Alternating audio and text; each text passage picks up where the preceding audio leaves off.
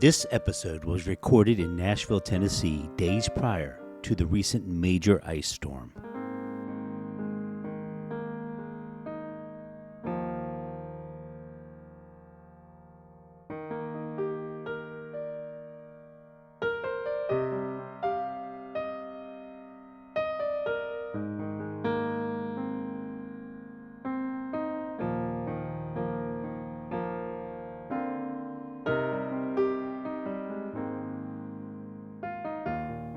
God bless Central Tennessee and all areas affected across the nation.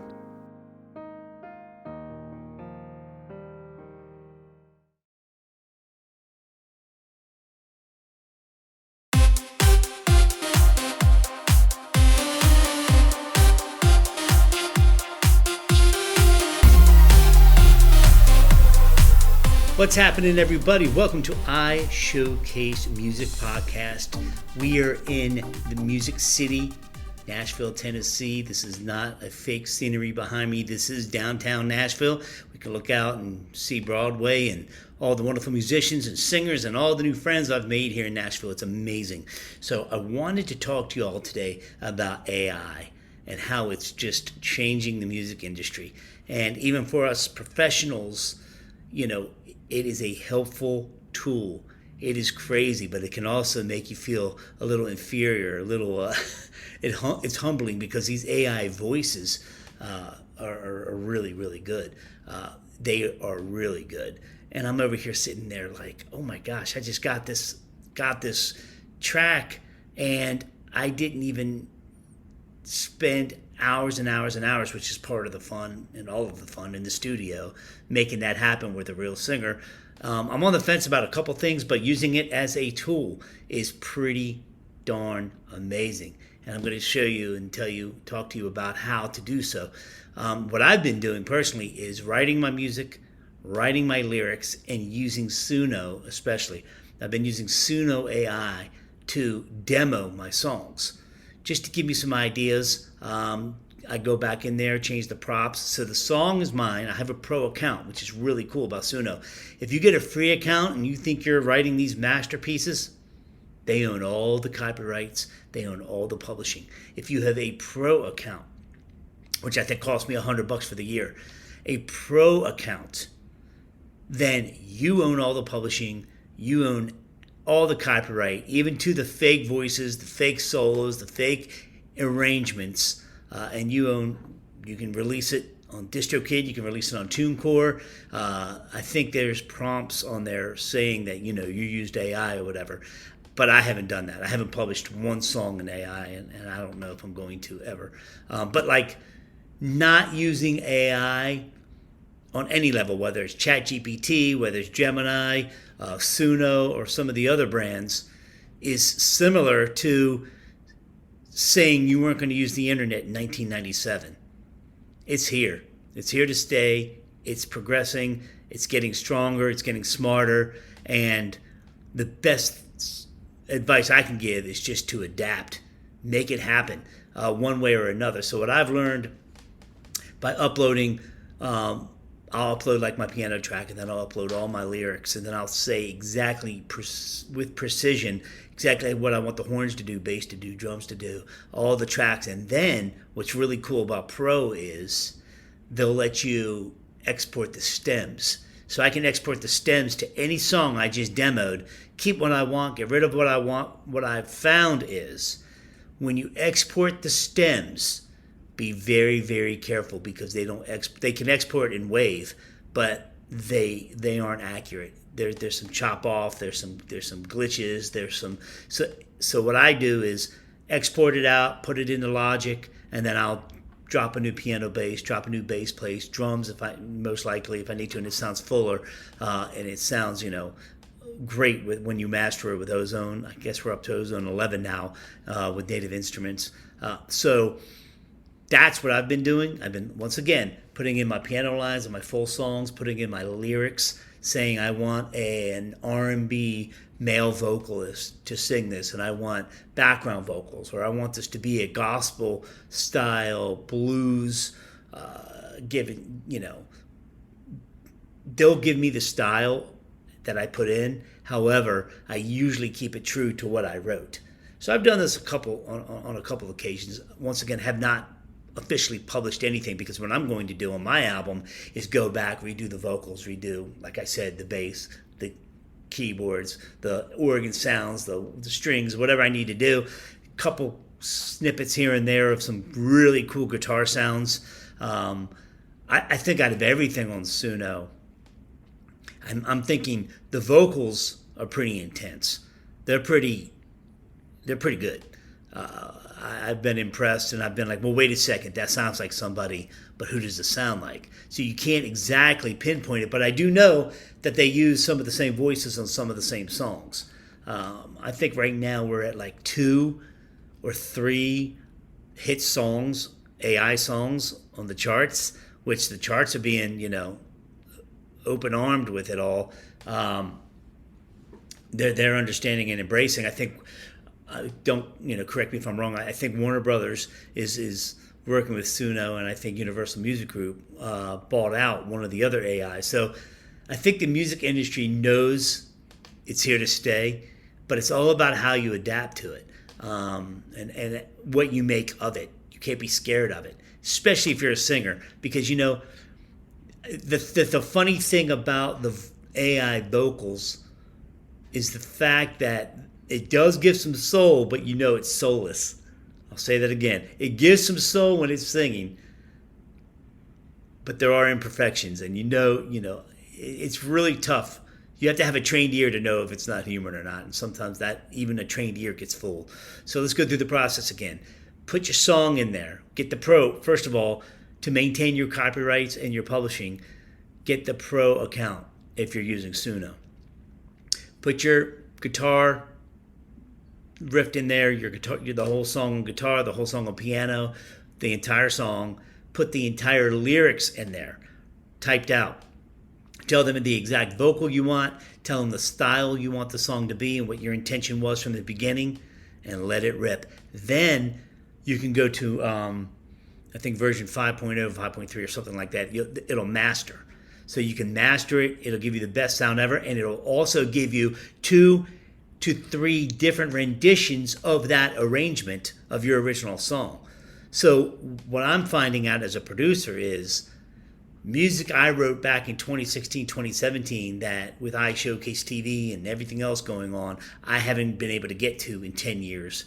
I'm able to turn and burn and boom, and maybe get some sync licensing and get some, publishing going on. And I'm not, sales are pretty much dead, but some streams are always wonderful, and Spotify and all that good stuff. So I'm anxious to see where we're going to be in a year from now. A lot of things are changing business-wise. But Suno, you're still, according to Suno's bylaws and terms and agreements, you're still liable, so don't get crazy.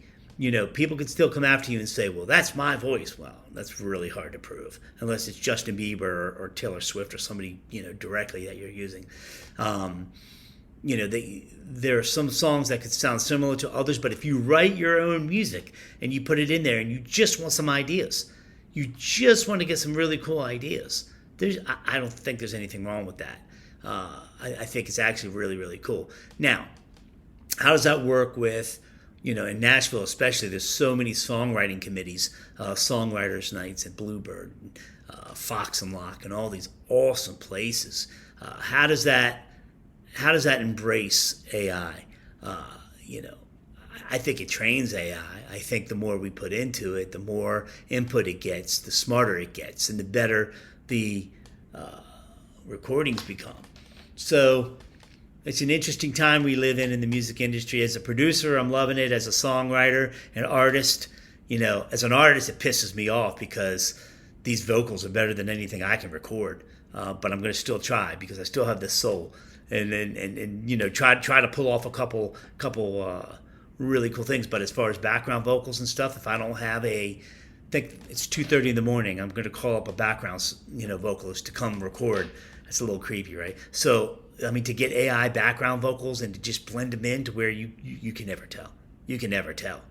I don't know how much you all have played around with it, but I'm telling you, you're in store. If you start messing around with it, it can get kind of addictive. On the video side of things, I've been using Sora just to be funny with DJ Crazy Scott, which is my DJ name. And I get more likes and more views than I've ever gotten in my life just from being stupid and being funny and using my imagination. Well, I'm not putting my face on that and giving them permission to... Shut up. Don't nobody know you? Who cares if your face is on there or not? I mean, I understand privacy. Respect. I understand that. But I don't care. Use my face. If it's going to make people laugh and make them feel good about themselves, go for it.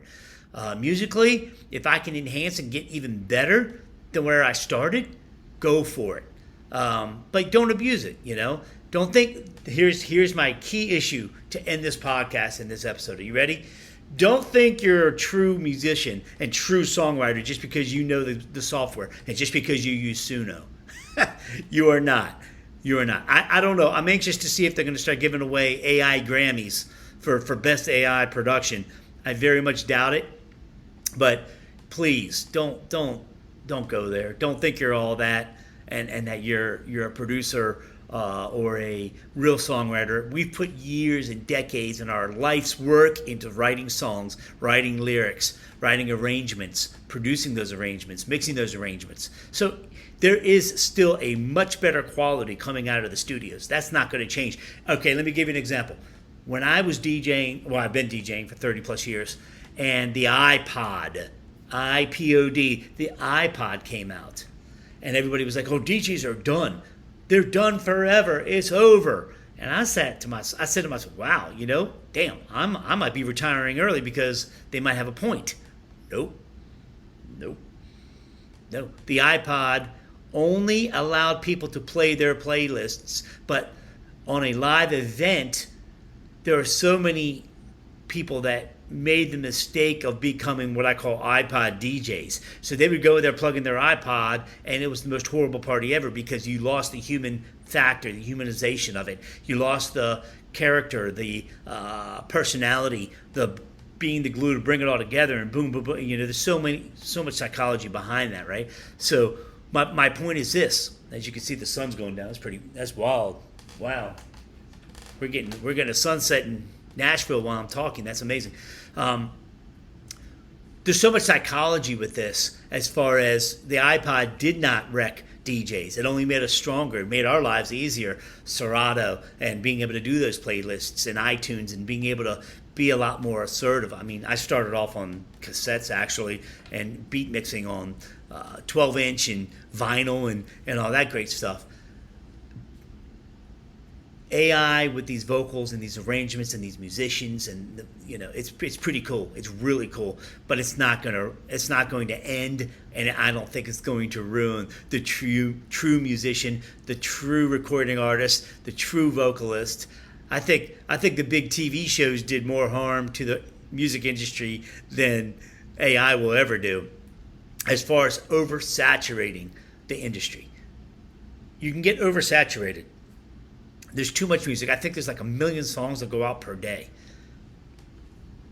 What do you make? 0.002% of a penny per stream. You get 1 billion streams. I think Snoop Dogg, and don't quote me on the stats, but like Snoop got 1 billion streams and made $45,000. And he was like, what's going on? 2 weeks later, he ended up buying Death Row Records back and getting his life back with that. Quote me on, or do some research on that before you quote me on that. But I mean, I know the story is similar. You can get so many streams and not make a lot of money. We're not in this for the money. I mean, it's great. A hit song's a hit song. I think ASCAP, BMI, CSAC, great organizations. I still get confused as to how they calculate the royalties. I get confused. I always have. But they seem to do a good job, and they seem to be very supportive of the music industry, and they have so much power with bars and nightclubs and making sure they go out there, and these people are paying the licensing to play this music that, or paying for the licensing to be able to play the music that's entertaining all their guests, whether it's during dinner, whether it's during, even Muzak, and or it used to be called Muzak, I think it's called Mood now, atmosphere music. Everybody should be getting paid if their music is being played and being heard and entertaining others. And I'm an advocate for that for sure. The sun is going down in Nashville, Tennessee. This is starting to become my second home, and I like it. Scott Messina checking in with each and every one of you.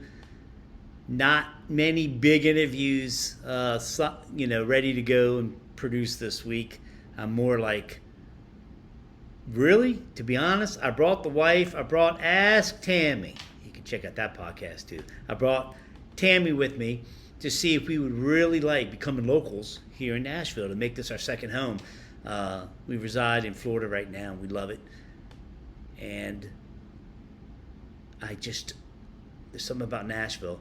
There's something that digs at me. Like in the 90s, I came down here in 1993 or 94, and it was like really country.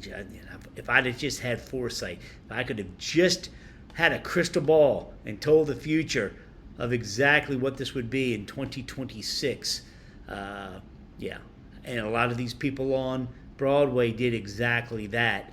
I got to tell you, the hospitality, the kindness of the people, the bartenders. I mean, you could tell some of the bartenders, don't want to be there, but that's anywhere in the country. That's Miami, Orlando, that's wherever.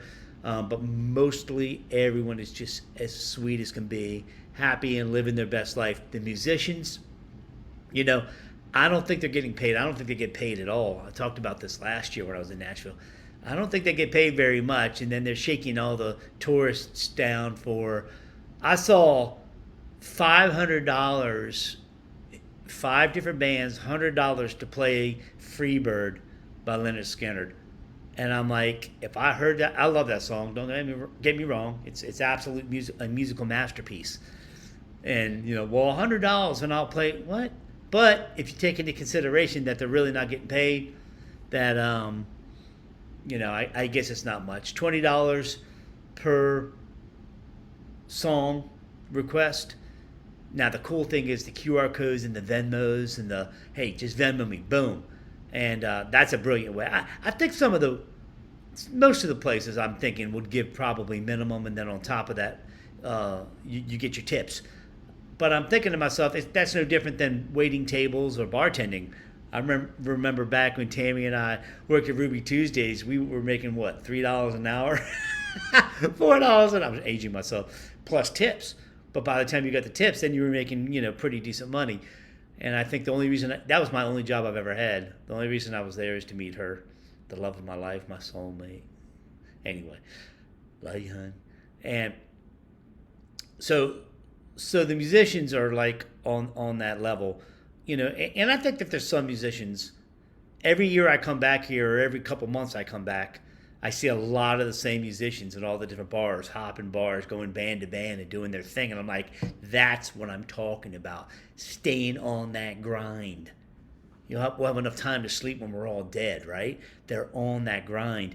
I don't know how many of them are actually trying to, be noticed and get that rock star. I think they do it for the love of what they do. If you become a rock star, great.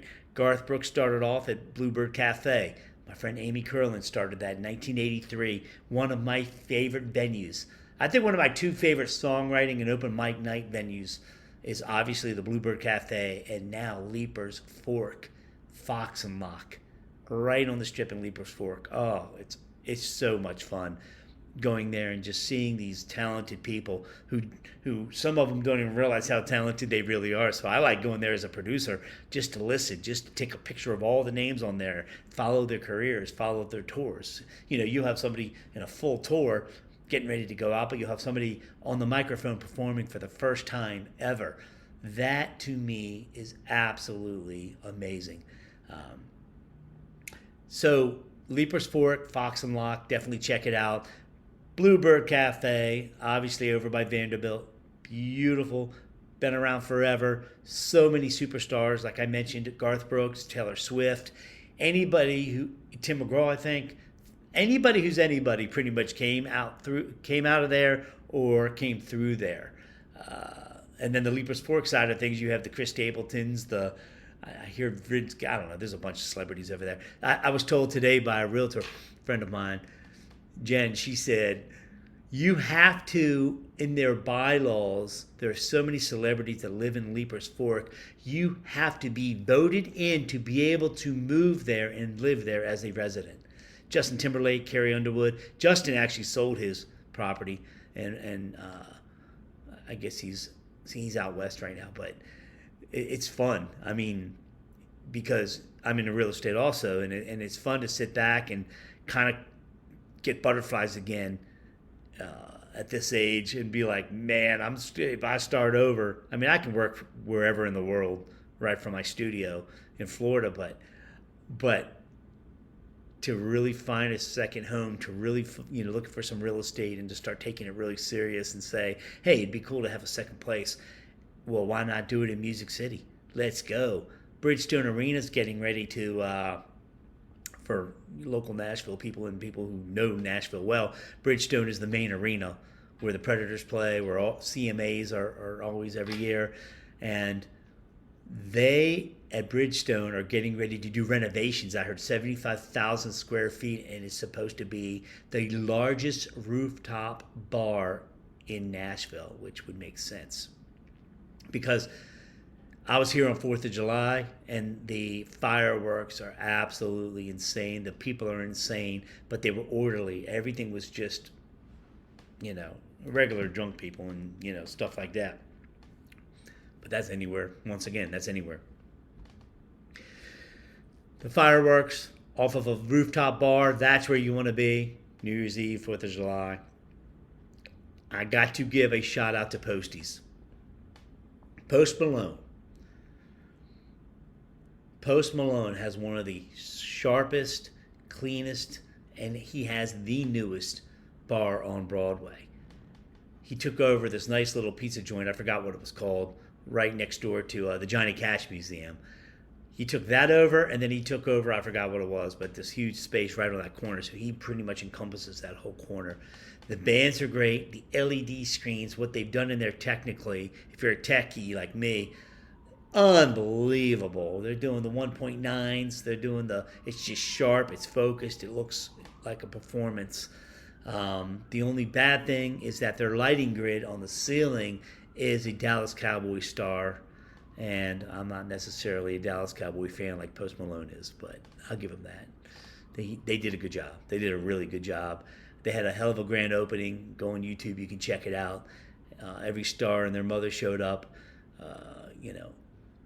Luke Bryan's doing his thing. Kid Rock, always consistent. You go into Kid Rock's place, oh my gosh, it's just total energy. The bands are just doing what they're doing. They're rocking, and I love going up Broadway. Love to go to Hank Williams. I got this Hank Williams Jr. bar. I got this. It's almost becoming a fetish. Sounds weird, but true. I collect cups. So when I go there was a lady there about a year ago. Her name was Big Ange, and she showed me her arm, and it was tattooed. And everybody who works there, anybody who went there, they knew Big Ange. She wasn't even that big, but I just thought it was funny. That's what she liked her nickname to be. And I said, I love these cups. They're just plastic cups with Hank Williams Jr.'s face on the damn cup. She was kind enough to give me 10 at the time. She just gave me a stack. She was like, there you go. Every time I come back to Nashville, everybody laughs at me. I go into Hank Williams. Ask the bartender, this is what Big Ange used to do. Can you do it for me? I got some more Hank Williams cups. Because when I take them back to Florida, you hear all that? I don't know if you can hear that in the background. There's something going on. When you go back to Florida, you take them back there, and people drink out of them and throw them away. It pisses me off. So I got to keep replenishing them. Anyway, so the Hank Williams bar, some of the best bands there. But I got to say, this trip, and every trip I evaluate Broadway and what's going on, Tootsie's stole the show. All three levels. Tootsie's, when you walk in, they're playing the old country, the old traditional. Man, gives you goosebumps. You walk up there, the bartender, right when you walk in, giving you a menu. What can I get you? Who does that? They're on top of their game. Then you walk up the stairs, and you have a second bar with a band. The band was killing it. I think that's where we hung out most of all. Was on the second level of Tootsie's. And a guy named Steve Miller, I learned, guy named Steve Miller saved Tootsie's. I think they were getting ready to go under, and he either bought the whole building or just bought the business. I'm like, you can't let legendary. There's too much money in Nashville to let legendary places like Tootsie's go under. You're crazy. That is legendary. So, because I saw this neon sign that said, "Thank you, Steve Miller, for keeping Tootsie's alive," and I was touched by that. Then you go up to the rooftop bar, and another band. These fiddle players are just killing it, crushing it, whether they're playing covers or not. I would like to see, and from being from a tourist town myself, and I get it, people like to hear what they know. But I really would like to see more original music taking place on Broadway. I mean, once again, if I have to hear Freebird one more time, God help me. But see, I'm coming as a DJ also on this because I've been listening to these songs for 30 years, play that funky music, brick house, and it's not all country in all the places. They've really adapted to the tourists, right? So they're playing everything. They're playing pop, they're playing rock, they're playing funk, they're getting people dancing, and then they'll go right back into Charlie Daniels, and then they'll go hard with Family Traditions from Hank, and they'll go into Garth, and I love the eclectic. I think what's most impressive to me as a musician is the fact that you can request anything, pay them 20, pay them 100, whatever you're going to pay them. And I never saw a band get stumped. As a DJ, if you don't have Wi-Fi, you're like, oh, I don't have that. I don't have that on me. Or I can't get it because, I can't tether. I don't have a signal. I did not see one band get stumped this entire week. That, my friend, is impressive. And I think what they do, and there were about 3 bands that went for it that didn't know the songs. They were like, I think one of the songs were Footloose, Kenny Rogers' Footloose from the movie. Footloose, Footloose. And I remember the singer saying, I've only sang this in my car once. And all of a sudden I see everybody has on their mic stands their iPhones or an iPad. I saw it mostly iPhones. And I see everybody, whether it's the chord progressions, obviously it's the lyrics, obviously it's and then they start to go for it, and it's flawless. So what does that accredit? That accredits pure musicianship. These are pros. Some of these guys just get off the road with whether it's Travis Tritt, Luke Bryan, whoever, and then, oh man, we don't have a gig for the next 6 weeks. We might as well go kick Broadway. Play for beers and $50. Let's go. Because you know what it does? It keeps your chops up. These are the people that love their instruments. These are the people that aren't about it and aren't in it for just the money. They're going to make their money because they're doing what they love. So for you young musicians out there and young producers, do what you love and you will become successful. The second you're doing it and putting yourself in a compromised position because, oh my God, I got to have a hit song or else I'm not going to survive. No, go wait tables then. Go wait tables and let the music flow and let the timing of that music flow. Let your art flow. Show the love. Never give up. Never give up. No. That video is so funny. That me, my God. Never give up. No. Seriously, don't give up. Keep rocking. Keep writing. Keep singing. Keep loving. Scott Messina signing out. iShowcase Music live from Nashville, Tennessee. We're doing what we do. The sun is now officially down behind me, and I hope you enjoyed yourself. Tune back in for the next episode.